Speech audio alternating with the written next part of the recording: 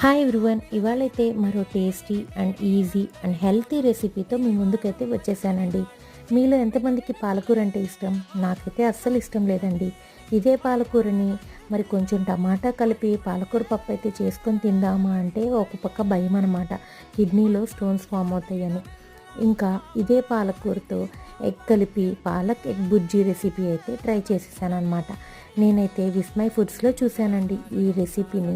ముందుగా కడాయి పెట్టుకొని అందులో ఆయిల్ వేసుకొని ఉల్లిపాయ, పచ్చిమిర్చి, కొంచెం పసుపు అయితే వేసి వేగించిన తర్వాత పాలకూర కూడా వేసి పాలకూర బాగా మగ్గినాక ఉప్పు ఇంకా కారం వేసి పాలకూర బాగా మగ్గినాక లాస్ట్లో ఎగ్ అయితే బ్రేక్ చేసేసి ఎగ్ని కూడా బాగా ఇట్లా కైమాలాగా మరి బాగా వేయించుకున్నట్టయితే లాస్ట్లో ధనియాల పొడి కూడా వేసుకుంటే పాలక్ ఎగ్ బుజ్జి రెసిపీ అయితే అద్దరిపోయిందనమాట. టేస్ట్ అయితే చాలా బాగుంది. వీడియో నచ్చినట్టయితే like, share, comment and subscribe.